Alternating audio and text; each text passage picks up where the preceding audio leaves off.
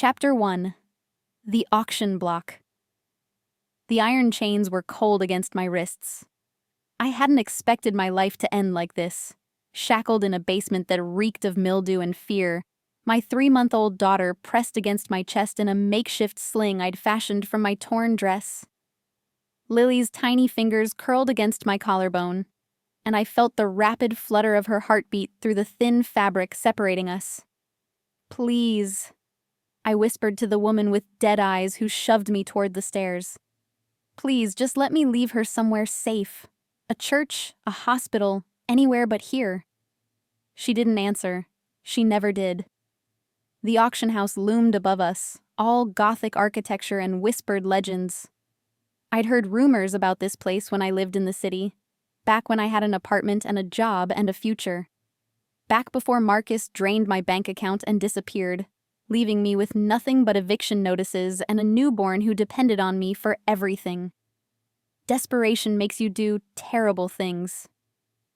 I'd come to Blackwater Falls looking for work, any work, and instead found myself drowning in debt to people who smiled with too many teeth.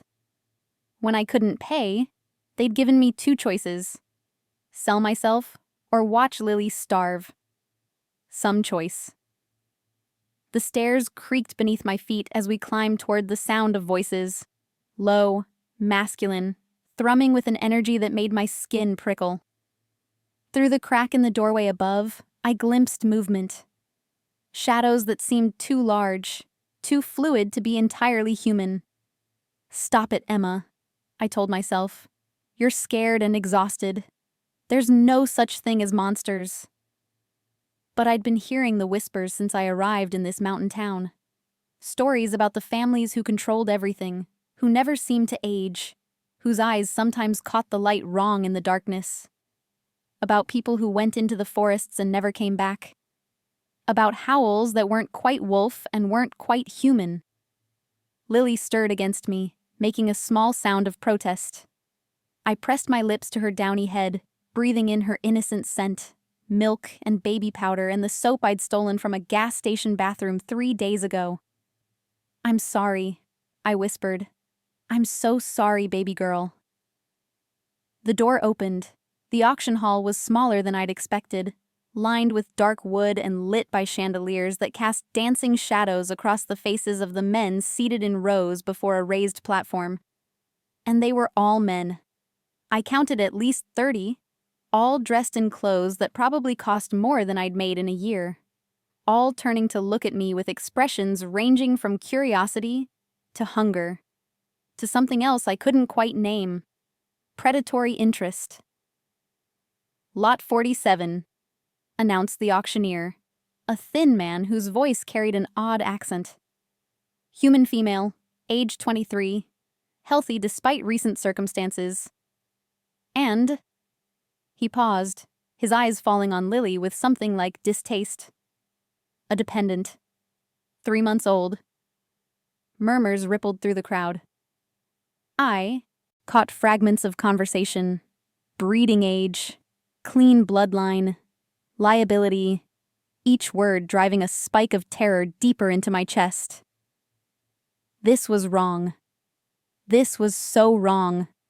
I'd known coming here was a mistake, but I hadn't realized how big a mistake until now, standing under the hot lights with my daughter in my arms and dozens of eyes cataloging every inch of me. Bidding starts at 5,000. 6,000. 8. The numbers rose quickly, voices calling out with casual indifference, like they were bidding on furniture instead of a human life. 2 human lives. I searched the crowd for a kind face. Someone who might show mercy, but saw only variations of the same cold assessment. Then the doors at the back of the hall opened.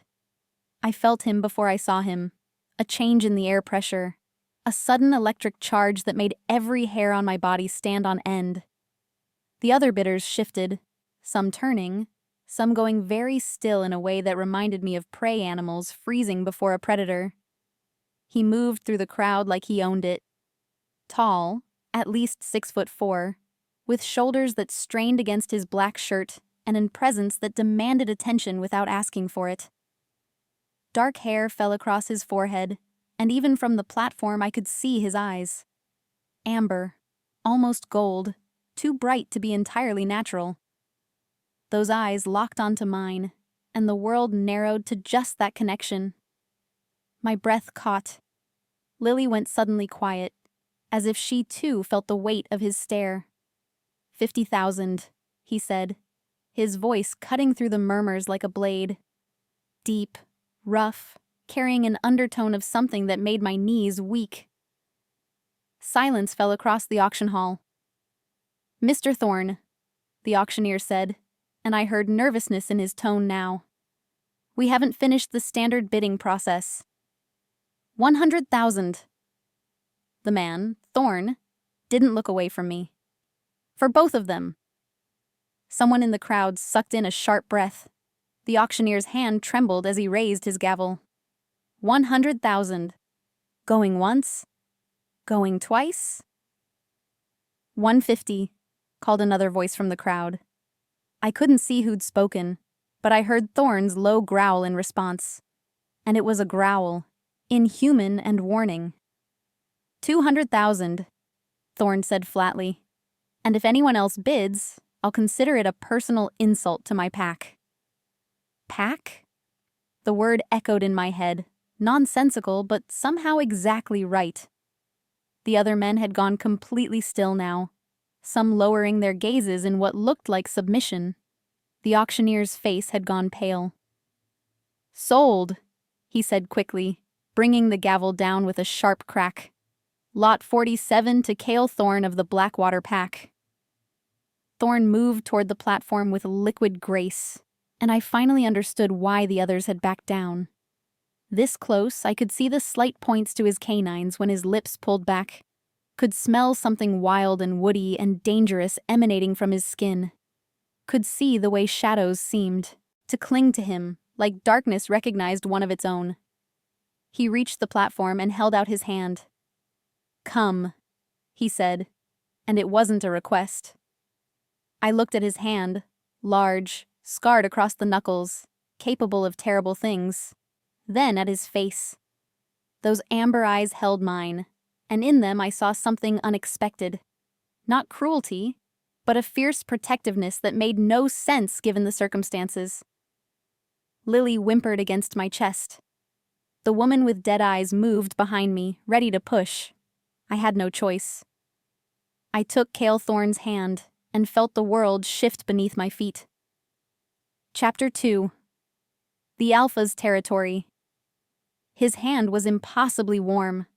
That was the first thing I noticed as Cale Thorne led me off the platform, the heat radiating from his palm into mine, like he ran several degrees hotter than any human should. The second thing I noticed was how carefully he moved, adjusting his stride to match mine, his body angled slightly to shield me from the stares that followed us through the auction hall. "Don't look at them," he said quietly, his voice pitched for my ears alone. "Keep your eyes forward." I obeyed, mostly because I was terrified to do otherwise. Lily had gone quiet again, her small body tense against my chest. Even at 3 months old, she seemed to sense the danger humming through the air. The crowd parted as we approached, men stepping back with expressions ranging from resentment to fear. One man, younger than the others, with ice-blue eyes and a cruel mouth, didn't move fast enough. Thorne's head turned toward him with predatory precision. "Problem, Marcus?" The question was soft, deadly. The young man's face went carefully blank. "No, Alpha." Alpha. There was that word again, loaded with meaning I didn't understand. Thorne's hand tightened fractionally on mine. Then he pulled me forward, through the doors and into a hallway that smelled of old wood and something else.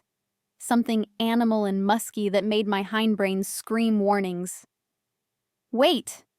I managed, my voice emerging smaller than I'd intended. "Where are you taking us?" He didn't slow. "Somewhere safe." Safe? A hysterical laugh bubbled up in my throat. "You just bought me like property. You and everyone else in that room were bidding on a human being. What part of this is safe? Thorn stopped so abruptly I nearly collided with his back. When he turned, his amber eyes blazed with an intensity that stole my breath. This close, I could see flecks of gold in the iris, could see how his pupils expanded and contracted like a wolf's might when catching prey. "You're right," he said, each word carefully controlled. "Nothing about this is safe. Nothing about this world is kind or fair. But I guarantee you this, whatever fate you would have suffered with any other bidder in that room would have been infinitely worse than what you'll face with me."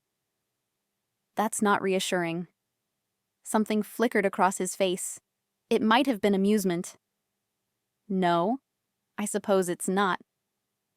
He glanced down, at Lily, and his expression softened in a way that caught me off guard. "How old?" 3 months.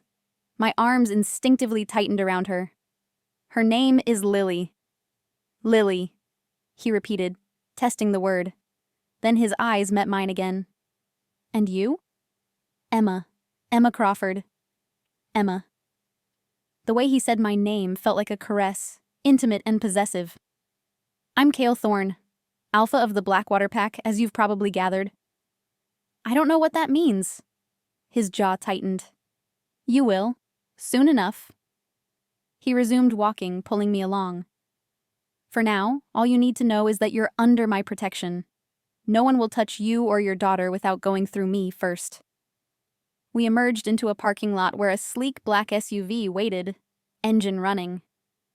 A man leaned against the driver's side door, shorter than Thorne but built like a boxer, with copper hair and sharp green eyes that assessed me quickly. "Boss?" he said, straightening. "Everything go according to plan?"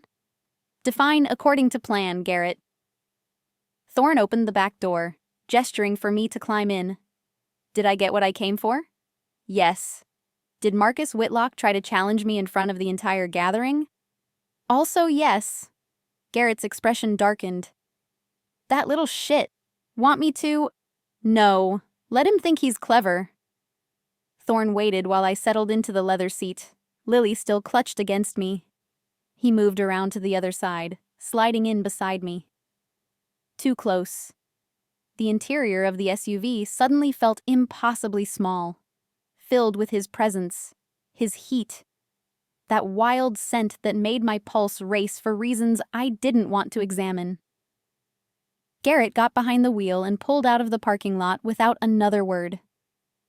I stared out the window as we drove through Blackwater Falls, this town that had promised me refuge and delivered me into nightmare.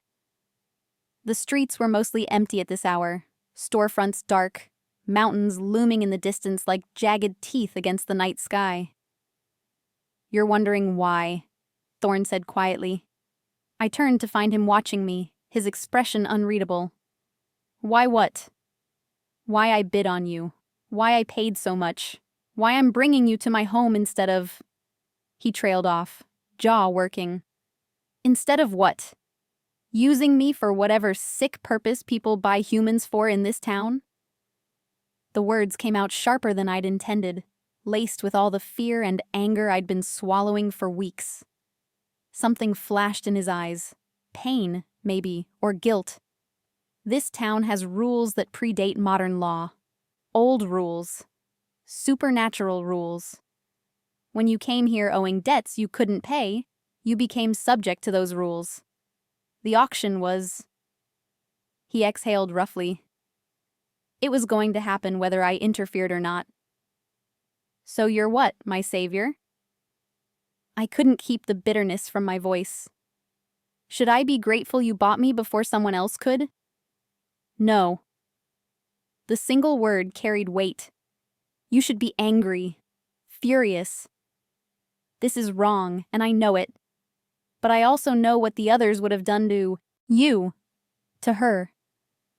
His gaze dropped to Lily again, and his hands curled into fists against his thighs. I couldn't let that happen. "Why?" The question emerged as barely a whisper. "Why do you care?" Cale Thorne turned to face me fully, and in the passing streetlights, I saw his eyes flash. Not amber anymore, but pure molten gold. Inhuman. Impossible. Because, he said, his voice dropping to a rough growl that vibrated through my bones. From the moment I walked into that hall and caught your scent, every instinct I have has been screaming that you're mine to protect. Mine to keep safe. Mine. The word hung between us, heavy with implications I wasn't ready to face. I don't understand, I whispered. I know. His hand lifted, hovering near my face but not quite touching, like he was afraid he might break me. But you will. I promise you that. Lily stirred against my chest, her tiny hand reaching out toward the strange man beside us. And God help me. Something in my chest pulled tight when Kale's expression melted into something tender as he let her tiny fingers wrap around one of his. We drove into the darkness, toward whatever fate awaited us in the mountains. Chapter 3. The house in the woods. The Thorn estate wasn't what I expected. I'd imagined something cold and fortress-like, all stone walls and iron gates designed to keep the world out. Instead, the SUV wound up a mountain road lined with towering pines until we reached a sprawling lodge built into the hillside, all natural wood and floor-to-ceiling windows that reflected the moonlight. Warm light glowed from inside, and I could see the silhouettes of people moving within. You live here? I asked, unable to mask my surprise. The main house belongs to the pack, Kyle explained as Garrett pulled into a circular driveway. But you won't be staying there. Too many questions, too much noise for... He glanced at Lily, who'd finally fallen asleep during the drive. For a baby. My personal cabin is a quarter-mile up the mountain. Private. The word sent a chill down my spine. Private could mean safe. It could also mean isolated, with no one to hear me scream. Kale must have sensed my fear because his jaw tightened. Garrett will be in the guest room. You won't be alone with me unless you choose to be. Boss, Garrett said from the front seat, his tone careful. The pack's going to want to meet her. You know how they get about. Tomorrow. Kale's voice carried an edge of command. She's exhausted. The child needs rest. It can wait until tomorrow. Garrett nodded, though I saw concern flicker across his face in the rearview mirror. We drove past the main lodge, following a narrower path that wound deeper into the forest. Trees pressed close on either side, their branches forming a canopy that blocked out the stars. My heart hammered against my ribs. Every instinct screamed at me to run, to grab Lily and disappear into the woods, but I was so tired. Bone-deep exhausted in a way that made even thinking difficult. And there was nowhere to run. No money, no car, no one in this town who would help me. I'd learned that lesson already. The cabin emerged from the darkness like something out of a fairy tale. Smaller than the main lodge, but beautifully crafted, with a wide porch and smoke curling from a stone chimney. Light spilled from the windows, golden and inviting. Someone's been here, I said, noting the fresh tire tracks in the dirt. I called ahead, Kyle said. Had them prepare a room, stock the kitchen. You'll have everything you need. He climbed out first, then came around to open my door, offering his hand again. I hesitated, staring at those scarred knuckles, that too warm skin. Taking his hand felt like accepting something I didn't fully understand. A contract, a promise, a fate I hadn't chosen. But Lily was heavy in my arms, and my legs were shaking with fatigue. I took his hand. The interior of the cabin was even more beautiful than the exterior. All exposed beams and leather furniture. A massive stone fireplace crackling with fresh logs, thick rugs covering hardwood floors. The space smelled like pine and smoke, and that wild, woody scent that clung to Kyle's skin. First door on the right, he said, guiding me down a hallway. I had them set up a crib, but if you'd rather... A crib? I stopped in the doorway, staring at the room beyond. It was perfect. A queen-sized bed with a thick duvet, a sturdy wooden crib positioned nearby, a rocking chair by the window, Someone had even left a basket of baby supplies on the dresser. Diapers, wipes, formula, bottles. More than I'd been able to afford in weeks. My throat tightened. "Why are you doing this?" Kyle stood in the doorway, too large for the frame, his shadow stretching across the floor. "I told you. You're under my protection now." "That's not an answer." "It's the only answer I can give you tonight." He dragged a hand through his dark hair, and I saw fatigue in the lines around his eyes. "Get some rest, Emma. We'll talk in the morning." He started to leave, but something made me call out, "Cale?" He turned, those amber eyes finding mine in the dim light. "Thank you," I said, hating how small my voice sounded. "For the room, for Lily's things, for not being worse." Something painful crossed his face. "Don't thank me yet. You don't know what you've gotten into." He closed the door softly behind him, leaving me alone with my sleeping daughter and more questions than answers. I didn't sleep. How could I, in a stranger's house in the middle of nowhere, bought and paid for like livestock? I lay in the impossibly comfortable bed with Lily nestled in her crib beside me, staring at the ceiling and listening to the sounds of the cabin settling, the wind in the trees, the occasional creak of footsteps from elsewhere in the house. Around 2 a.m, I heard something else, a long, mournful howl that rose from somewhere outside, echoing through the mountains. Then another answered it, and another, until the night was filled with an eerie chorus that made every hair on my body stand on end. Wolves. There were wolves out there. But even as I thought it, I knew it wasn't quite right. Those howls sounded too intelligent, too purposeful. Like a language I couldn't speak but could almost understand. Pack rules. Supernatural rules. Cale's words echoed in my memory. The way the other bitters had called him Alpha. The inhuman gold flash in his eyes. The heat of his skin. The predatory grace of his movements. I sat up slowly, careful not to wake Lily, and moved to the window. The forest stretched endlessly in every direction, dark and primeval. And there, at the edge of the tree line, I saw movement. A massive shape, too large to be a natural wolf, its eyes catching the moonlight in twin golden reflections. It stared directly at my window.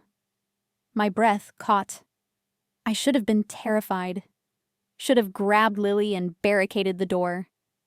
But something in that creature's gaze held me frozen. Recognition, maybe, or something deeper. Something that resonated in a part of me I didn't know existed. The wolf watched me for a long moment, then turned and disappeared into the shadows. I stood at the window until dawn began to lighten the sky, my mind spinning with impossible thoughts and even more impossible truths. Whatever Cale Thorne was, whatever this place was, I was part of it now. And I had a terrible feeling that there was no going back. When Lily woke hungry and crying as pale light filtered through the curtains, I changed her and carried her out to the main room in search of supplies to make a bottle. I found Cale standing at the kitchen counter, shirtless, his back to me as he worked at the stove. My feet froze on the threshold. His back was covered in scars, long, vicious marks that looked like claw wounds, crisscrossing his skin in a pattern of old violence. And as I watched, one of the scars seemed to ripple, the skin shifting beneath as though something moved underneath. He turned, catching me staring, and his eyes flashed gold in the morning light. Chapter 4. Truths and Transformations. Kyle pulled a shirt on before I could say anything, the fabric stretching across those scarred shoulders. But I'd seen enough. Those marks weren't from any normal accident. They were too deliberate, too savage. The marks of something wild. "Sit," he said, gesturing to the breakfast bar. "I'll make her bottle." "I can do it myself." "I know you can." He was already moving, retrieving formula from the cabinet, measuring with surprising competence. "But you look like you didn't sleep, And I'm guessing Lily kept you up most of the night. He wasn't wrong. I settled onto one of the bar stools, adjusting Lily against my shoulder as she fussed. You know how to make a bottle? My sister had twins 2 years ago. He tested the temperature on his wrist. Such a human gesture from someone I was increasingly certain wasn't entirely human. I helped out when I could. The domesticity of the moment felt surreal. This man, this alpha, had bought me at an auction less than 12 hours ago, and now he was making my daughter's breakfast in a cozy kitchen while morning light streamed through the windows. It didn't fit any narrative my traumatized brain had constructed during the dark hours. He handed me the bottle, and I began feeding Lily, watching him warily as he returned to the stove. The smell of coffee and bacon filled the air, making my stomach clench with hunger I'd been ignoring for days. You want to know what I am? Kyle said without turning around. My hand trembled slightly. Yes. And you're afraid of the answer. Wouldn't you be? He plated food with careful precision, bacon, eggs, toast, then slid it across the counter to me. Eat first. This conversation requires energy you don't have. I'm not hungry. His eyes met mine, and I saw something gentle there beneath the predatory intensity. Emma, when's the last time you had a real meal? And don't lie. I can hear your heartbeat spike when you're not telling the truth. Heat crept up my neck. 3 days, maybe 4. He cursed softly under his breath. Eat, please. I'll tell you everything, but I need you to take care of yourself first. There was no arguing with that tone. It carried too much genuine concern. I ate with one hand while Lily drank her bottle and tried not to moan at how good actual food tasted. Kale poured me coffee, adding cream without asking how I took it, and somehow knowing exactly the right amount. How did you... I pay attention. He leaned against the counter opposite me, his own mug cradled in those large hands. Your scent changes slightly when you're content. When you took the first sip of coffee yesterday in the car, Garrett had some in the console, you relaxed. Same amount of cream. My scent. I set down my fork, appetite suddenly gone despite the food in front of me. You talk about me like you're an animal tracking prey. Not prey. His voice dropped lower, rougher. Never pray, Emma. But yes, I experience the world differently than you do. My senses are sharper, enhanced. I can hear your heartbeat from across the room. Can smell fear, arousal, dishonesty. Can track you by scent alone if I needed to. Lily had finished her bottle. I set it aside and lifted her to my shoulder, patting her back gently. The familiar motion helped ground me. Because you're a werewolf. The word hung between us, absurd and impossible, and utterly true. Kale's expression didn't change. Yes. And everyone in that auction hall last night? Shifters. Different species, different packs, but all supernatural. This town is neutral territory, one of the few places where the old bloodlines can gather without starting wars. He took a long drink of coffee. That's why the auction exists. Humans who wander into Blackwater Falls with debts they can't pay become commodities. It's an ancient practice, one I've been trying to dismantle for years. But change comes slowly when you're fighting traditions that predate modern civilization. I thought of the way the other bidders had looked at me, the hunger in their eyes. What would they have done? If you hadn't... Don't. The word came out sharp, commanding. Kyle's knuckles went white around his mug.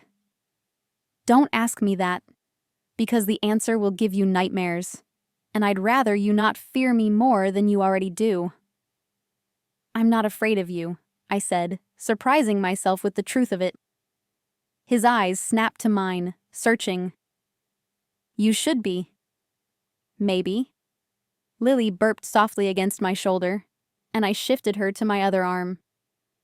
But you've had multiple chances to hurt us, and instead you've fed us, given us a safe place to sleep, treated my daughter with gentleness. Either you're playing a very long game, or you're not the monster you think you are. Something cracked in his carefully controlled expression. Vulnerability, raw and unexpected. I'm exactly the monster I think I am, Emma. I've killed. I've hunted.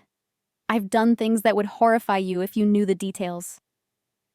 Being alpha means making impossible choices, getting blood on your hands so your pack doesn't have to. Don't romanticize what I am. I'm not romanticizing anything. I met his gaze steadily, even as my pulse hammered. I'm just trying to understand why you spent $200,000 on a broke single mother and her baby. Kyle set down his mug with careful control. Come outside with me. I want to show you something. Why? Because you deserve the full truth, and some truths are easier to show than explain. He led me out to the back porch, where the forest pressed close and morning mist clung to the ground like ghostly fingers. Lily had fallen asleep again, exhausted from her early feeding, and I held her close as Cale descended the steps into the grass. Stay on the porch, he instructed, his voice carrying an edge of tension. No matter what you see, stay there. I won't hurt you, but your instincts will tell you to run. Fight them. Kyle, what are you? He pulled his shirt off in one fluid motion, revealing that scarred, muscular back. Then his hands went to his belt. Wait. Heat flooded my face. I can't shift with clothes on, he said matter-of-factly. They'll tear. Just look away if you need to. I should have looked away, should have closed my eyes or turned around. But I couldn't stop watching as he stripped efficiently, unselfconsciously, and stood naked in the morning light. His body was a weapon, all controlled power and brutal strength, marked by violence and survival. But before I could process that, before I could think or breathe or react, his form began to change. Bones cracked, skin rippled. His spine arched as his body contorted in ways that should have been impossible, that should have killed him. I heard myself gasp, heard Lily stir against me, but I couldn't look away from the transformation happening before my eyes. Where Cale Thorne had stood, a massive wolf now crouched in the grass, bigger than any natural wolf had a right to be, with fur as dark as midnight and eyes that burned molten gold. Those eyes found mine, and I saw Cale looking back at me from behind them. Chapter 5. The Bond Between Worlds. The wolf took a step toward the porch, and every instinct in my body screamed at me to run. He was massive, easily the size of a small horse, with paws that could crush bone and teeth designed for tearing flesh. The morning light caught in his dark fur, revealing subtle variations of black and deep charcoal, and those impossible golden eyes tracked my every micro-movement with predatory focus. But beneath the terror, beneath the rational fear of being so close to an apex predator, I felt something else. Recognition. The same pull I'd experienced last night when the wolf had watched me from the tree line. It had been him. Cale had been watching over us while we slept. You're beautiful, I whispered, and the words surprised me as much as they seemed to surprise him. The wolf's ears flicked forward, head tilting slightly. He took another step closer, moving with a grace that seemed impossible for something so large. When he reached the porch steps, he lowered himself into a sitting position, bringing his head more level with mine.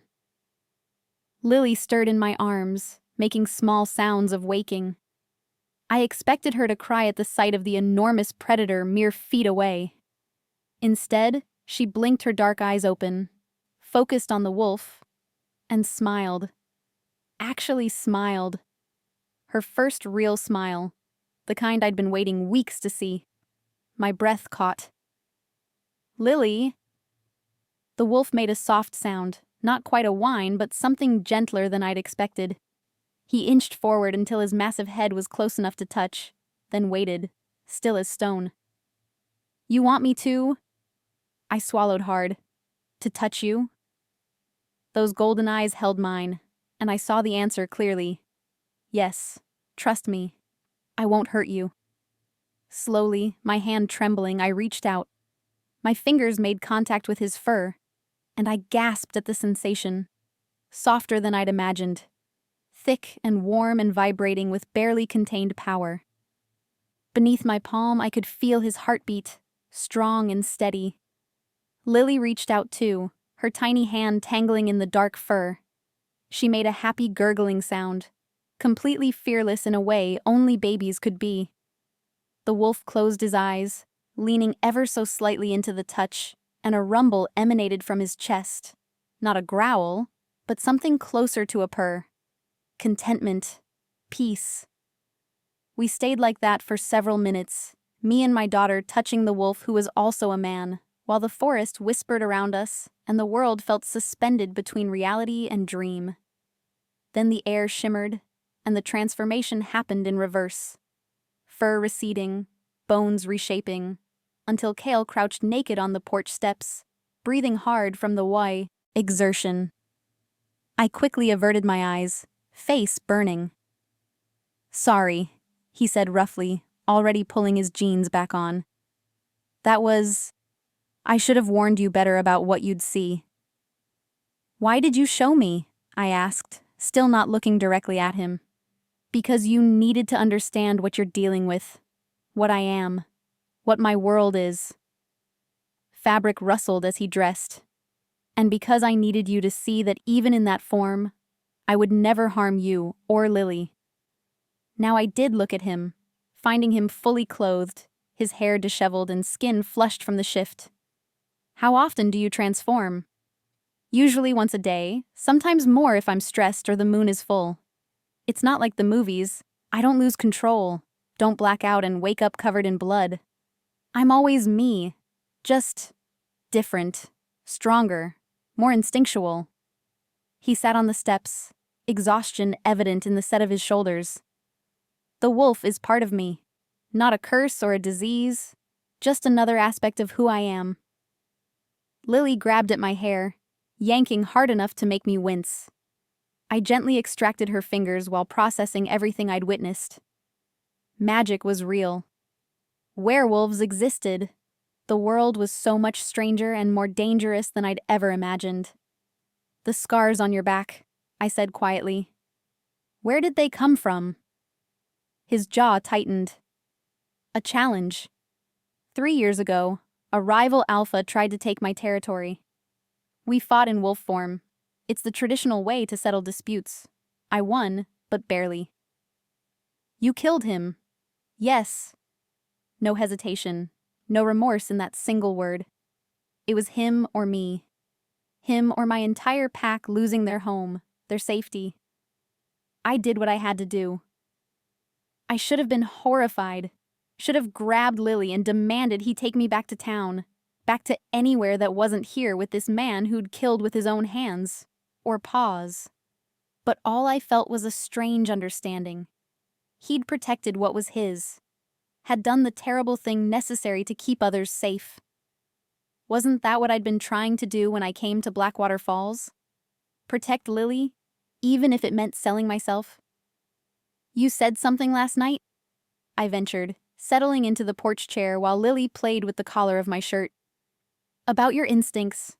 About me being yours to protect." Kale's eyes found mine, and I saw wariness there. "I did." "What did you mean?" He was quiet for a long moment, staring out at the forest. When he finally spoke, his voice was careful, measured. "Wolves mate for life.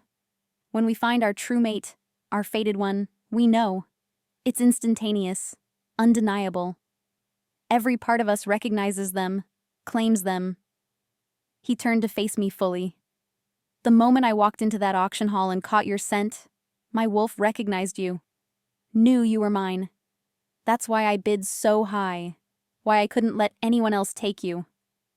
Not because I wanted to own you, but because the thought of you in danger, in pain, was physically unbearable."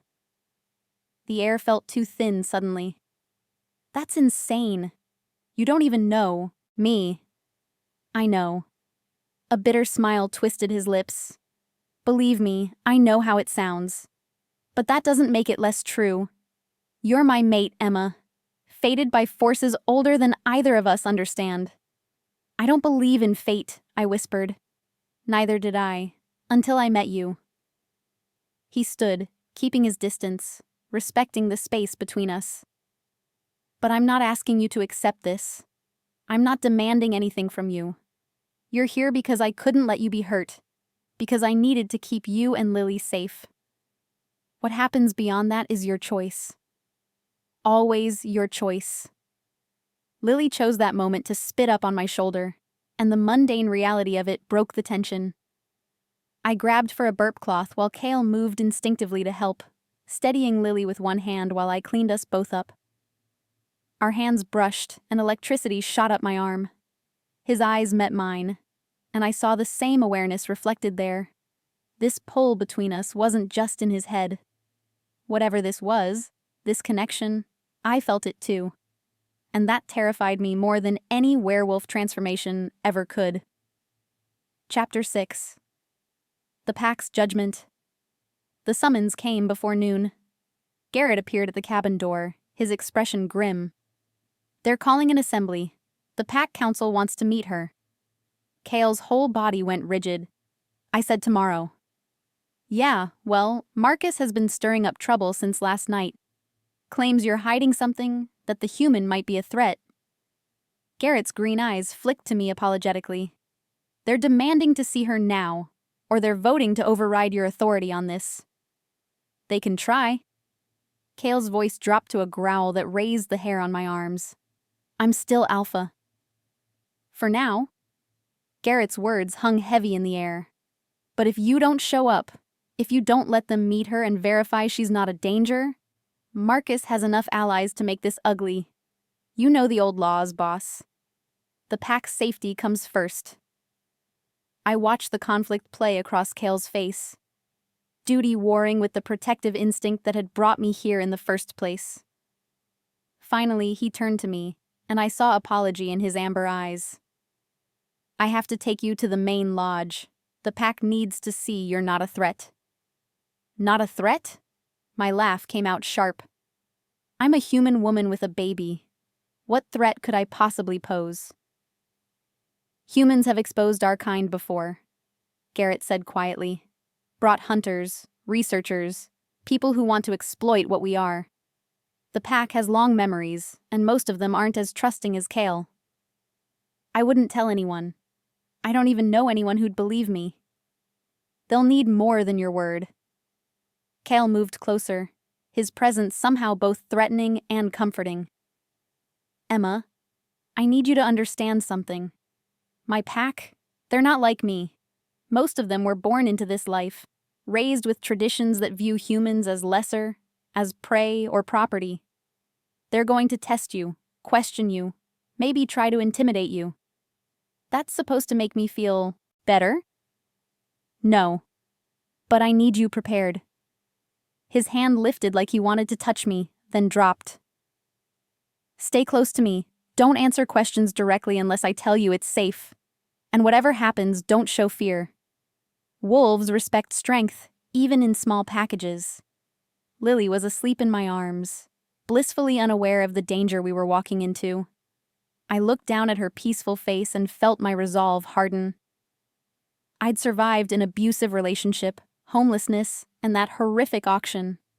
I could survive a room full of werewolves. Fine, I said, lifting my chin. Let's get this over with. The main lodge was even more impressive up close, massive timber beams and stone walls, with carved wolves decorating the entrance. As we approached, I saw people gathered outside, at least 24 men and women of varying ages, all turning to watch us with eyes that held too much animal awareness. My steps faltered, but Cale's hand found the small of my back, steadying me. I'm right here, he murmured. They touch you. They answer to me. We entered through heavy wooden doors into a great hall that belonged in another century. A long table dominated the center, surrounded by high-backed chairs, and a massive fireplace roared at the far end. Animal pelts decorated the walls: wolf, bear, mountain lion, their glassy eyes seeming to track our movement. The pack filed in behind us, taking positions around the room. I felt their stares like physical touches, assessing, calculating. Some faces showed curiosity, others suspicion or outright hostility. An older woman with silver-streaked hair and sharp features stepped forward. Power radiated from her, different from Kale's but no less commanding.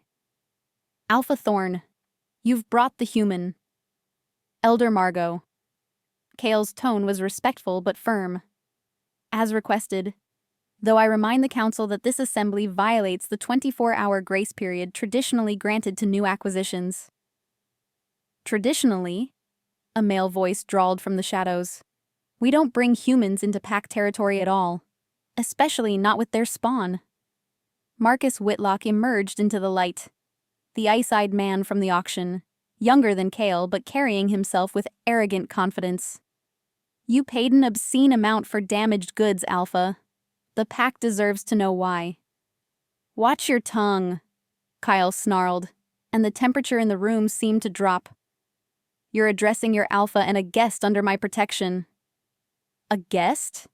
Marcus laughed, cruel and sharp. "Is that what we're calling pets now? She's property, bought and paid for. The pack has a right to know what you plan to do with her, especially since her scent is all over you." Murmurs rippled through the gathered wolves. I felt Kale tense beside me, felt the barely contained violence in the way his muscles coiled. "Enough." Elder Margot's voice cut through the tension. "The question stands, Alpha Thorn. Why this human? Why spend pack resources on a woman and child who bring us nothing but potential exposure?" Kyle was silent for a long moment, and I felt every eye in the room boring into us. Finally, he spoke, his voice carrying to every corner of the hall. "Because she's my mate." The words hit like a physical blow. Shocked silence fell, broken only by the crackling fire and Lily's soft breathing. "Impossible," someone whispered. "A human?" another voice hissed. "Humans can't be true mates." "It's rare," Elder Margot said slowly, her sharp eyes moving between Kale and me. "But not unheard of. There are records, old stories of human mates." She stepped closer, and I forced myself not to back away. "Let me see her." Kale's arm moved around me, protective. "Carefully, Elder." Margot approached until she stood directly before me, so close I could see the gold flecks in her gray eyes. She inhaled deeply, scenting the air around me, then did something unexpected. She reached out and touched my cheek with surprisingly gentle fingers. "Interesting," she murmured. "Your scent does carry traces of him. And something else, something old." Her eyes narrowed. "What's your lineage, girl? Your family history?" I don't know. I was adopted. My birth records were sealed." "Adopted?" Margot exchanged a meaningful look with Kale. "That explains it." "Explains what?" I demanded, finding my voice. "Why you haven't run screaming," Marcus interjected, moving closer. "Why you're not cowering in terror right now. Normal humans break when exposed to our world. They fracture. But you..." His eyes traveled over me with disturbing intensity. "You're adapting. Almost like you were meant for this." "She has dormant blood," Elder Margot announced, her words dropping like stones into still water. "Somewhere in her ancestry, there's supernatural lineage. Distant, diluted, but present." She turned to address the room. "This changes things. She's not fully human. The bond is legitimate." My world tilted. "What are you talking about? I'm human. I'm just..." "You're more than you know," Kyle said quietly, his hand tightening on my waist. "And that might be the only thing that saves us both." Chapter 7. Blood Memories. The revelation hung in the air like smoke, suffocating and impossible to ignore. I want a blood test, Marcus said, his voice cutting through my shock. If she truly carries supernatural lineage, it needs to be verified. Otherwise, this could be a convenient lie to legitimize an illegal bond. Illegal? Kale's voice was dangerously soft. Are you questioning my judgment, Marcus? I'm questioning your objectivity. Marcus circled us like a predator sizing up prey. You see a pretty face? Catch a scent that appeals to your wolf, and suddenly she's your fated mate? Convenient timing, don't you think?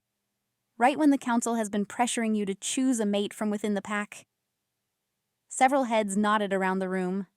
I felt the political currents shifting, saw the calculation in some faces. This wasn't just about me. It was about power, succession, ancient hierarchies I didn't understand. The blood test, Elder Margot said firmly. It will settle this. If the girl has supernatural ancestry, even dormant, it will show in her blood. Our healer can perform the ritual. No. My voice surprised everyone, including myself. You're not taking my blood without explanation. I don't even know what you're looking for, what this test involves, or what happens if you find what you're looking for, or don't. Kale's hand found mine, squeezing gently. Pride flickered in his eyes. Elder Margot's expression softened almost imperceptibly. Smart girl. The test is simple. A few drops of blood mixed with wolfsbane and silver dust. If you're purely human, nothing happens. If you carry dormant supernatural genes, the mixture will react. Glow, change color, sometimes even show visions of your ancestors. And if it doesn't react? I asked, though I dreaded the answer. Then you're fully human, Marcus said with barely concealed satisfaction. Which means the bond claim is false, which means you're just property. And property can be reassigned to someone who'll make better use of you. Kale moved so fast I barely saw it, one moment standing beside me, the next with his hand wrapped around Marcus's throat, lifting him off his feet. Say that again, he snarled, his voice more wolf than man. Give me a reason. Kale! Elder Margot's command cracked like a whip. Control yourself. This is exactly the kind of behavior that concerns the council. You're letting emotion override reason. For a moment, I thought Kyle would ignore her.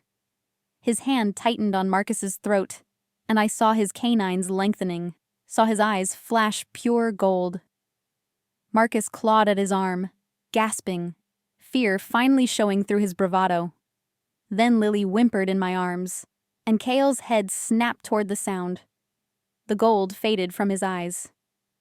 He released Marcus, who crumpled to the floor, coughing. The test, Kale said quietly, his gaze on Lily rather than the assembled pack. We'll do it. But the healer administers it, no one else. And Emma has the right to know the full implications before she consents. Agreed, Elder Margot said. Sienna, come forward.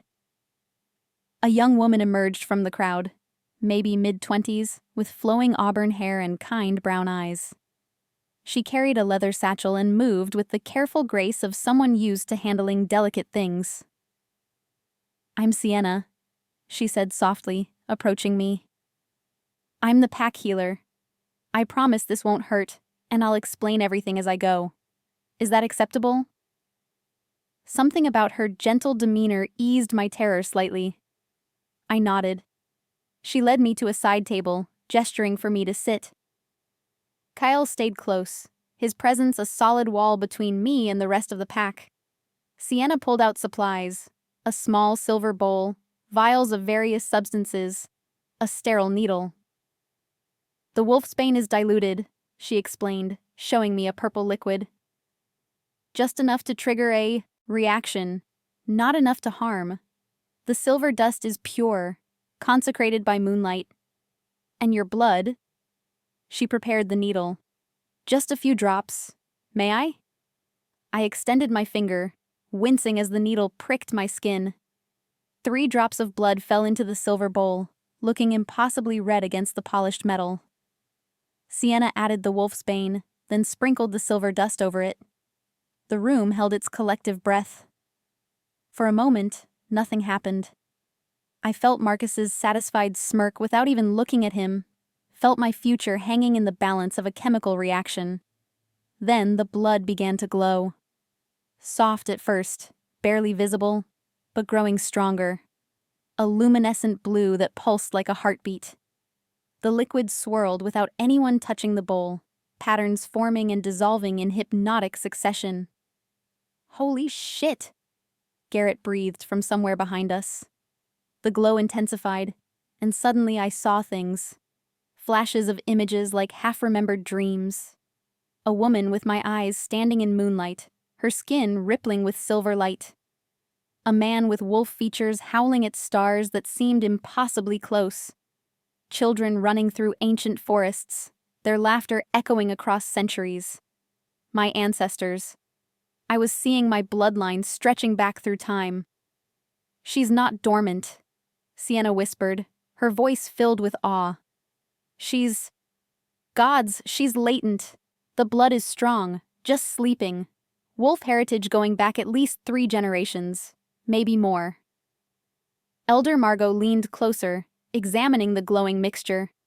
The color, that particular blue, it's rare. Northern Pack bloodlines, the old royal families. Her sharp gaze fixed on me with new intensity. "Who were your birth parents, child?" "I told you, I don't know. The adoption was closed. All I have is a first name. My birth mother was called Luna." "Luna." Margot's face went pale. "What year were you born?" 1998, October 15th. "Why?" The elder exchanged loaded glances with several pack members.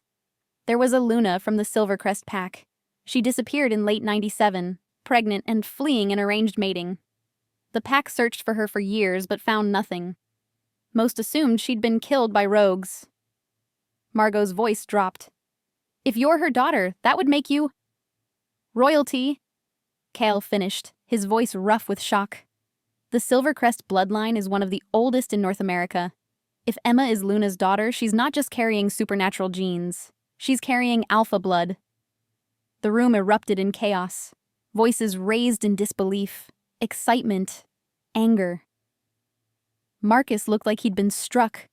Elder Margot was shouting for order. Garrett had his phone out, already making calls. I sat frozen, staring at the glowing blood in the silver bowl, at this impossible evidence that everything I'd thought I knew about myself was wrong. I wasn't just human. I was never just human.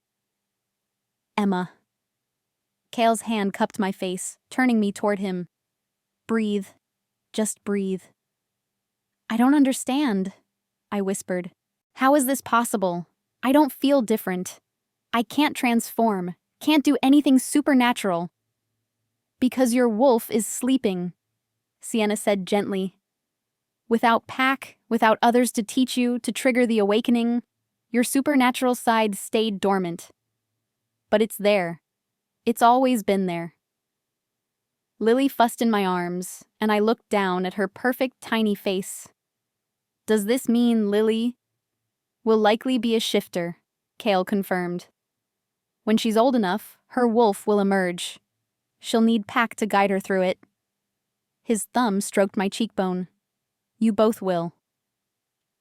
"This changes everything," Elder Margot declared, silencing the room with her authority. "A lost royal daughter, bonded to our alpha. The Silvercrest pack will want her back. They'll claim blood rights." "Let them try," Cale growled, pulling me closer. "She's mine. They abandoned her mother, left her to die alone and afraid. They don't get to reclaim her now that she's valuable." "They'll see it differently," Margot warned. "And they have allies. This could start a war."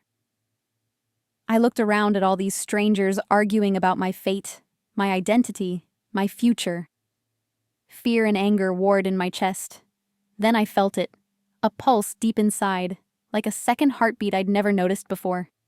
Something ancient and wild stirring in response to the chaos. My wolf, waking up after 25 years of silence. and she was absolutely furious. Chapter 8. The Awakening. The pulse inside me grew stronger, spreading from my chest outward like wildfire through dry brush. My skin felt too tight, my senses suddenly overwhelming. I could hear every heartbeat in the room, smell the complex mix of emotions pouring off the gathered wolves, feel the vibrations of their voices in my bones. "Kyle," I gasped, clutching his arm. "Something's wrong." His eyes went wide. "Sienna, she's triggering." "That's impossible," the healer said, but she was already moving. "First shifts don't happen without preparation, without the full moon. She's not a normal case." Kyle swept me into his arms, Lily and all. "She spent 25 years suppressing her nature. The blood test awakened it, and now it's trying to surface all at once. We need to get her somewhere safe before—" Pain lanced through my body, sharp and white-hot. I cried out, and Lily started screaming in response to my distress. The wolves in the room backed away instinctively, giving us space, their faces showing fear mixed with fascination. "The transformation will kill her if she's not ready," Margot said urgently. "Her body doesn't know what to do. You need to stop it, Alpha. Push her wolf back down." "That could damage her permanently," Sienna protested. "So will letting her shift without training," Margot snapped. Kale ignored them both, carrying me swiftly toward a door at the back of the hall. "Garrett, take Lily. Keep her safe." "No!" I tried to hold on to my daughter, but another wave of pain made my grip falter. Garrett's hands were gentle as he lifted Lily from my arms, his expression grim. "I've got her, Emma. I promise. Let Kale help you." Kale kicked open a door to reveal a small room, empty except for thick mats on the floor and reinforced walls. A transformation room, I realized dimly. A place where shifters could change safely without destroying their surroundings or hurting others. He set me down carefully on the mats, then knelt beside me. "Emma, look at me. Focus on my voice." I tried, but everything was chaos. My vision kept blurring and sharpening, colors too bright, sounds too loud. I could hear Lily crying from the other room, and it tore at something primal inside me. My baby needed me. I had to get to her. Had to protect her. "Your wolf wants to surface to protect your daughter," Kale said, somehow reading my thoughts. "But you're fighting it because you're afraid. That conflict is tearing you apart." "I don't know how," I gasped between waves of pain. "I don't know how to let it happen." "Then don't let it happen. Not yet." His hands framed my face, forcing me to meet his amber eyes. "I'm going to push your wolf back down, help you regain control. But Emma, you need to trust me completely. This is going to feel like violation, like someone reaching inside you and rearranging your soul. It will hurt. But I won't let you break. Do you trust me?" Did I? This man I'd known less than 24 hours, who'd bought me at an auction, who'd revealed impossible truths about the world and myself. Another spasm of pain answered for me. "Yes, do it." Kale's eyes flashed gold, and suddenly I felt his presence inside my mind, not thoughts or words, but pure alpha dominance, a force of will that crashed against my awakening wolf like a tidal wave. My wolf snarled and fought, resenting the intrusion, but Kale was stronger. He wrapped his power around that wild, furious part of me and pushed it down, down, deep into the recesses of my consciousness. It hurt worse than anything I'd ever experienced. Worse than childbirth. Worse than betrayal. Worse than hunger or fear. It felt like being torn in half, like losing a limb I'd just discovered I had.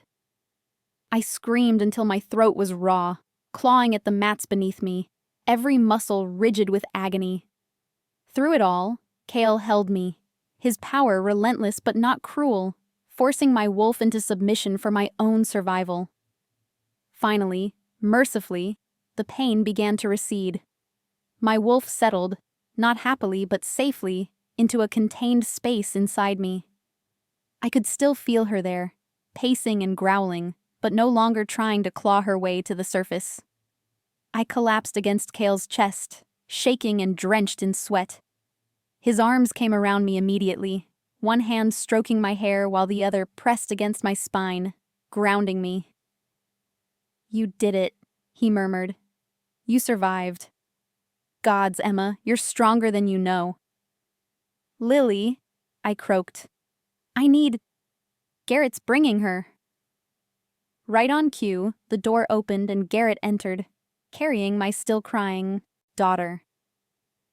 The moment I had her in my arms, some of the residual panic eased. I rocked her, whispering apologies, feeling her small body gradually relax against mine. Sienna appeared in the doorway with Elder Margot behind her. The healer's face was pale but determined. "How is she?" "Stable," Kyle said, not releasing me. "But her wolf is going to keep trying to surface. She needs proper training and soon. The next full moon is in 2 weeks. If she's not ready by then..." "She will be," Margot interrupted, her expression thoughtful as she studied me. "We'll train her. The pack will train her. If she truly is Luna's daughter, if she carries Silvercrest royal blood, then she's not just your mate, Alpha. She's an asset to the entire pack." Something about the word asset made Kale's arms tighten around me protectively. "She's not a political tool." "Perhaps not," Margot conceded. "But she is a connection to one of the most powerful bloodlines in our world. The Silvercrest pack has alliances we could benefit from. If we can establish Emma's identity, prove her heritage..." "No." My voice came out stronger than I expected. All 3 of them turned to look at me. "I'm not interested in being anyone's political connection or asset or bridge to power. I didn't ask for any of this. Not the wolf, not the royal blood, not the supernatural heritage. All I wanted was to survive and keep my daughter safe." "And now?" Margot asked, her sharp eyes assessing. I looked at Kale, at this impossible man who'd bought my freedom and revealed my true nature, who'd shown me gentleness and protected me from his own pack. At Garrett, who'd held my daughter with such care. At Sienna, whose healing hands had triggered this terrifying awakening. "Now I need to learn what I am," I said slowly. "Need to understand this wolf inside me before it tears me apart. But that's for me. For Lily's future. Not for pack politics or bloodline alliances or anyone's agenda, but my own." A slow smile spread across Elder Margot's face, the first genuine expression I'd seen from her. Spoken like true royalty, perhaps Luna's daughter after all. She turned to leave, then paused at the door. "Training begins at dawn tomorrow. Don't be late." When we were alone, Kale, me, Lily, and Garrett hovering protectively nearby, Kale finally relaxed his grip enough to pull back and look at my face. "How do you feel?" he asked quietly. "Like my entire life was a lie," I admitted. "Like everything I thought I knew about myself just got ripped away." "Not everything." His thumb brushed my cheek. "You're still Emma. Still the fierce woman who protected her daughter even when it meant sacrificing herself. Still the person who smiled at a wolf instead of running. Your blood doesn't define you. Your choices do." I wanted to believe him. Needed to believe that despite impossible revelations and supernatural heritage, I was still somehow in control of my own destiny. But the wolf inside me stirred restlessly, and I wondered if control was just another illusion I'd been clinging to. Chapter 9. Learning to run. Dawn came too quickly. I'd spent the night at the cabin with Lily, Kale sleeping on the couch despite my protests that he should take his own bed. Every time I woke, which was often between Lily's feedings and my own restless anxiety, I could hear him breathing in the other room, could feel his presence like a warm anchor keeping me tethered to sanity. My wolf had been quiet but vigilant, pacing inside me like a caged animal learning the dimensions of its prison. When pale light finally filtered through the curtains, I found Kale already awake, making coffee in the kitchen. He'd changed into worn jeans and a dark Henley that emphasized the breadth of his shoulders, his hair still damp from a shower. "You didn't have to sleep on the couch," I said, padding into the kitchen with Lily against my shoulder. "Yes, I did." His eyes met mine, serious. "You were vulnerable last night. Needed to know you were safe. That I wasn't going to—" He stopped, jaw tightening. "Take advantage?" I finished softly. "Make you feel trapped." He poured coffee into 2 mugs, preparing mine the way I liked it without asking. "You've had enough of people taking your choices away." The consideration in that gesture, in all his gestures, kept catching me off guard. This alpha who commanded dozens of supernatural beings treated me like I was something precious rather than something owned. "What happens today?" I asked, accepting the coffee gratefully. "Today you meet your trainer. Margot assigned one of our best to help you learn control before the full moon." He hesitated. "It's going to be intense, Emma. Learning to shift, learning to manage 2 forms, 2 sets of instincts. It takes most wolves years to master. You have 2 weeks." "No pressure, then." A ghost of a smile touched his lips. "You'll do fine. You're stronger than you think." He glanced at Lily, who was starting to fuss. "Sienna volunteered to watch her during training sessions. She's good with children, and she'll keep Lily safe." The thought of leaving my daughter made my chest tighten, but I forced myself to nod. This was necessary. If I couldn't control my wolf, I'd be a danger to Lily and everyone else. The training grounds were located behind the main lodge, a cleared area surrounded by forest, with various obstacles and equipment scattered across packed earth. A woman waited there, lean and muscular, with black hair pulled into a severe braid and eyes the color of storm clouds. "You're late," she said flatly as we approached. "We're 5 minutes early," Kale replied, his tone mild but carrying warning. The woman's expression didn't change. "For what we need to accomplish, 5 minutes is late." She turned her attention to me, and I felt the weight of her assessment. "I'm Vera. I've trained 37 wolves through their first transformations. Most of them managed not to die or go feral. Let's see if you can join their ranks." "Vera," Kale growled. "What? You want me to coddle her? Tell her it's going to be easy and safe?" Vera circled me like a predator. "She's starting 25 years behind, Alpha. Her wolf is mature and angry, and has no idea how to integrate with her human side. If I'm gentle, if I go slow, she'll end up torn between 2 halves and belonging to neither. Is that what you want?" Kyle's hands curled into fists, but he stayed silent. "I didn't think so." Vera stopped in front of me. "Here's how this works. I'm going to push you, provoke you, make you uncomfortable. I'm going to trigger your wolf deliberately until you learn to control when and how she surfaces. It's going to hurt. You're going to hate me, but you'll survive, and you'll be stronger for it. Understood?" I met her storm gray eyes and saw no cruelty there, just brutal pragmatism. "Understood." "Good. Alpha, you can stay, but you don't interfere, no matter what." She waited for Kale's reluctant nod before continuing. "Now then. Emma, tell me what you feel when your wolf stirs." I thought about last night's agony, the sensation of something wild trying to claw its way out. Pressure, heat, like I'm going to explode from the inside out. That's your human body resisting the change, your conscious mind trying to maintain control. Vera began walking in a slow circle around me. But you can't control a wolf the way you control a human body. You have to learn to surrender, to trust your instincts instead of fighting them. How? By letting go of everything you think you know about yourself. She moved faster, her circle tightening. You think you're weak because life broke you. You think you're helpless because you couldn't protect yourself from a man's betrayal. You think you're nothing but a victim who got lucky. Each word was a barb, designed to wound. I felt anger spark in my chest. But that's human thinking, Vera continued. Your wolf doesn't know weakness, doesn't understand victimhood. Your wolf knows survival, knows ferocity, knows that you protected your cub against impossible odds. Your wolf is a predator, Emma, and it's time you started acting like one.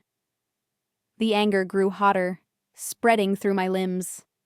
I felt my wolf stirring in response, drawn by the challenge in Vera's voice. There she is, Vera said with satisfaction. I can see her in your eyes. Let her closer. Don't push her down. Let her rise just enough to feel her strength. I don't know how, I gritted out. Yes, you do. You did it last night without training. Do it now with intention. She was directly in front of me now, her face inches from mine. Stop thinking like a victim and start thinking like a wolf. What does your wolf want right now? To prove this woman wrong, to show her I wasn't weak, to assert my strength, my right to exist in this space. Good, Vera breathed, though I hadn't spoken aloud. Channel that. Let it flow through you without taking over. I closed my eyes and tried to find the balance, that space between human control and wolf instinct. The pulse inside me grew stronger, but this time I didn't fight it. I let it wash through me, let it sharpen my senses and strengthen my resolve without overwhelming my consciousness. When I opened my eyes, the world looked different, clearer. Colors more vivid, sounds more distinct. I could smell Vera's wolf beneath her human scent, wild sage and mountain air. Could hear Kale's elevated heartbeat from 20 feet away, could feel the vibration of the earth beneath my feet.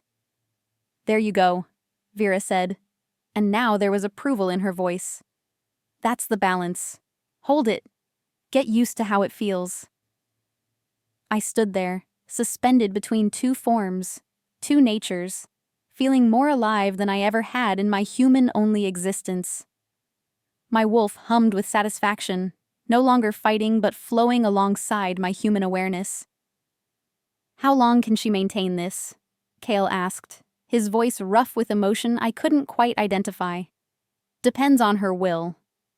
Vera stepped back, giving me space. Most new wolves can hold partial transformation for a few minutes at first. But Emma's not a new wolf. She's an old wolf finally waking up. Let's see what she's capable of. She launched herself at me without warning. Instinct took over. I moved, faster than I'd ever moved in my life, ducking under her attack and pivoting away. My senses tracked her movement, predicted her next strike, and I blocked it with a strength that shocked us both. Vera grinned, feral and fierce. Now we're getting somewhere. Chapter 10. The Breaking Point. 3 days of training had transformed me in ways I couldn't have imagined. My body was covered in bruises, purple and yellow blooms across my ribs, my shoulders, my thighs.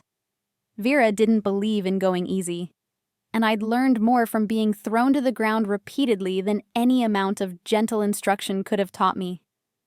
But along with the bruises came strength, speed, reflexes that felt almost supernatural even in my human form. Because I was learning to keep my wolf close to the surface, letting her enhance my human abilities without fully shifting. Better, Vera said after I'd successfully dodged a series of strikes that would have broken bones a week ago. You're starting to move like a wolf even in human skin. That's the key. Integration, not separation. I bent over, hands on my knees, gulping air. Even with supernatural stamina, Vera's training sessions were brutal. How much longer? Until the full moon. Then we see if all this work pays off. She tossed me a water bottle. Your first shift will happen whether you're ready or not. The moon calls to all wolves, compels the transformation. Question is whether you'll control it or it'll control you. The thought terrified me. I'd felt the power of my wolf trying to break free during that first night. The agony. The loss of control. If that happened during the full moon, with Lily nearby, she'll be safe, Kyle said from where he'd been watching. He never missed a training session, hovering at the edge of the clearing like a protective shadow. I'll make sure of it. You can't be with both of us, I pointed out, straightening. If I'm transforming for the first time, you'll need to be with me. And Lily will be with Sienna in a warded room at the main lodge. He moved closer, and I caught his scent, pine and earth and something uniquely him that made my wolf purr with satisfaction. Nothing gets through those wards without permission, not even me. Vera watched our interaction with shrewd eyes. The bond's strengthening. I can smell it on both of you. His scent on her skin, hers on his. You've been spending nights together. Heat flooded my face. Not like that. He sleeps on the couch. We're just in the same space. Proximity strengthens mate bonds, Vera explained, though her tone suggested she found my embarrassment amusing. Especially for newly awakened wolves.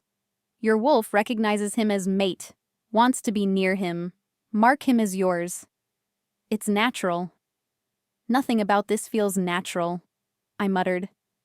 Give it time. Vera began collecting the training equipment. Your human brain is still catching up to what your wolf already knows. Eventually, the two will align. She paused, her expression growing serious. But Emma, you need to understand something. Once you complete your first shift, once you fully accept your wolf nature, there's no going back. You'll live longer than humans, age slower, heal faster. You'll be part of this world permanently. Are you prepared for that? Was I? A week ago, I'd been a broke single mother with no prospects and no hope. Now I was supposedly descended from wolf royalty, mated to an alpha, training to transform into a creature I'd thought was myth. My entire reality had been rewritten. But when I thought about going back, about being just human again, weak and vulnerable and alone, my wolf snarled in rejection. She'd been caged for 25 years. She wasn't going back. I'm prepared, I said firmly.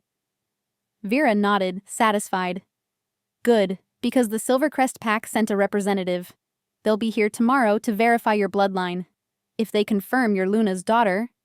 She glanced at Kyle. Politics are about to get complicated. That night, I couldn't sleep. Lily was down for the night, sleeping peacefully in her crib. The cabin was quiet except for the crackling fire and the sound of Kale moving in the kitchen. I'd told him I was going to bed, but instead I lay staring at the ceiling, my mind racing with everything that had happened, everything that was about to happen. A soft knock on my door made me sit up. Come in.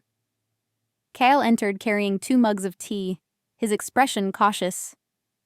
Thought you might need this. Sienna says it helps with pre-shift anxiety. I accepted the mug gratefully, inhaling the herbal scent, chamomile and something else, something earthy and calming. Can't sleep? Can't stop thinking. I took a sip, felt the warmth spread through my chest. What if the Silvercrest Pack tries to take me? Take Lily? Kale sat on the edge of my bed, careful to maintain distance despite the intimacy of the setting. They won't. Not while I'm breathing. You can't fight an entire pack, Kyle. No.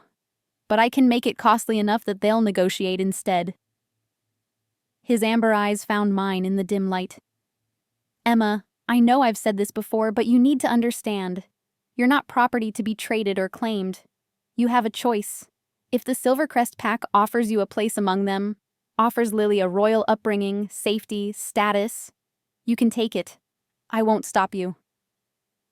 The thought made my chest tighten painfully. You'd just let me go? If that's what you wanted. His jaw clenched. The mate bond.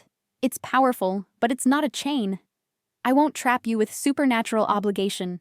Your happiness, your choice. matters more than what my wolf wants. I set down the mug with shaking hands. What does your wolf want? You know what he wants. Kale's voice dropped lower, rougher. He wants you to stay, wants to complete the bond, mark you, claim you in every way possible. Wants to protect you and Lily, build a life together, give you the pack and family you never had. He laughed bitterly. He's not subtle, my wolf. He's been howling for you since the moment we met. And what do you want? I whispered. The human part of you? Kyle was quiet for a long moment, his gaze intense. Finally, he reached out and took my hand, his touch sending electricity up my arm. I want you to be happy, free, safe. And if I'm being honest, if I'm being selfish, I want you to choose me. Not because of fate or bonds or supernatural obligation, but because you want to. Because the man I am, flaws and violence and all, is someone you could love. My breath caught. Love. We'd been dancing around the word, around the feeling, but neither of us had spoken it aloud. It felt too big, too fast, too impossible given everything else. But my wolf didn't think it was impossible. She knew exactly what she wanted, who she wanted, and increasingly, my human heart was beginning to agree. Kyle, I started, not sure what I wanted to say, only knowing I needed to say something. A howl pierced the night, long, urgent, filled with warning. Kyle was on his feet instantly, his body tense. That's a perimeter alarm. Someone's crossed into pack territory without permission. Another howl joined the first, then another. The pack was mobilizing. Stay here, Kale commanded, already moving toward the door. Lock it behind me. Don't open it for anyone except me or Garrett. Kale, wait. He turned back, crossed the room in 3 strides, and kissed me. Hard and desperate and claiming, his hand tangling in my hair while his other arm pulled me against him. The kiss lasted only seconds, but it seared through me like lightning, igniting every nerve ending. When he pulled back, his eyes were pure molten gold. I will come back to you, he said fiercely. I promise. Then he was gone, shifting mid-stride as he burst through the front door. I caught a glimpse of his massive wolf form, bigger than any I'd seen, pure black with those impossible golden eyes, before he disappeared into the forest. The howls continued, growing more urgent. I heard snarls, shouts, the sounds of conflict.